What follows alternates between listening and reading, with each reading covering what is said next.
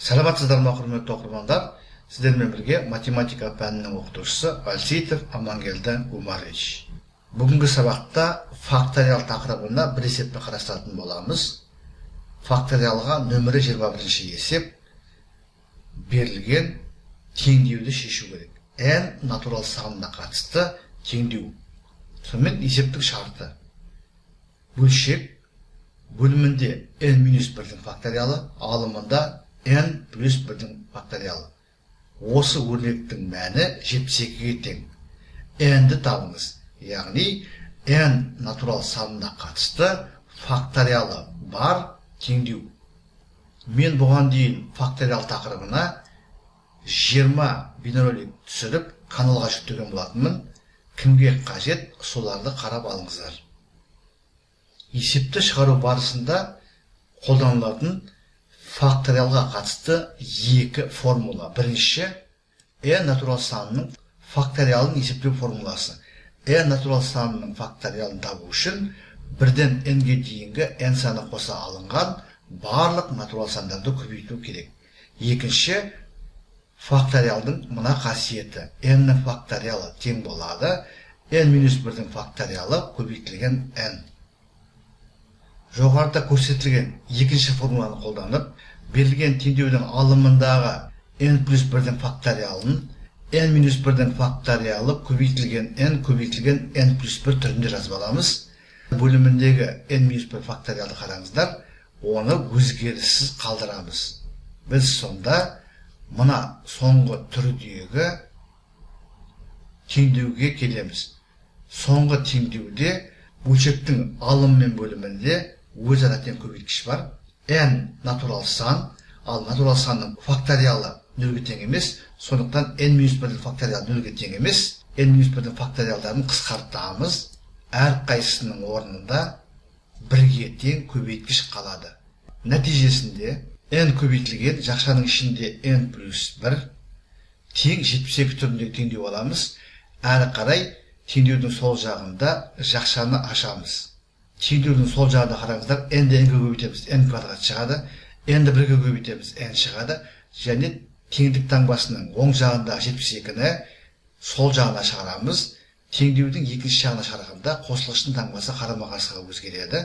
Сонда плюс таңбасымен тұрған 72, теңдік таңбасының сол жағына шыққанда минус таңбасымен шығады. Нәтижесінде біз n квадрат плюс n минус 72 тең 0 түріндегі n-ге қатысты квадраттық теңдеу аламыз. Бұл теңдеуде a 1-ге тең,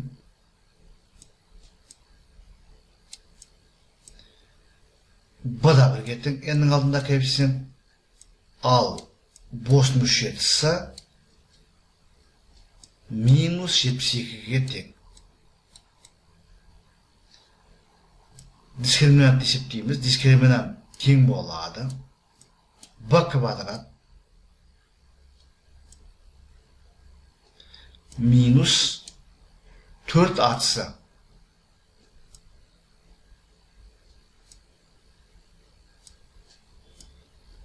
b бізде 1-ге тең, 1-дің квадраты 1, a 1-ге тең, c минус 72-ге тең, 2 минус плюс береді, 72-ні 4-ке көбейтеміз, 288 шығады.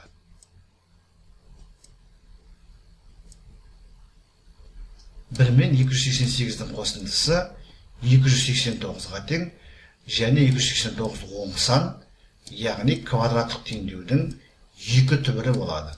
Және 289 ол 17-ның квадраты. Енді табу үшін формула қолданамыз. Бөлшек алымында минус b плюс минус түбір астында d, дискриминант. Бөлімінде 2a тең болады. b бізде 1-ге тең, сонда алымында минус 1 шығады. Плюс минус 289-ның квадраттық түбірі, жоғарыда айтып кетті, 17-ге тең. a-ның орнына 1 қоямыз, 2 көбейтілген 1, 2-ге тең. Тең болады. Енді есептеу үшін алдымен алымында плюспен аламыз. Минус 1 плюс 17 16-ға тең 2-ге бөлеміз 8 шығады.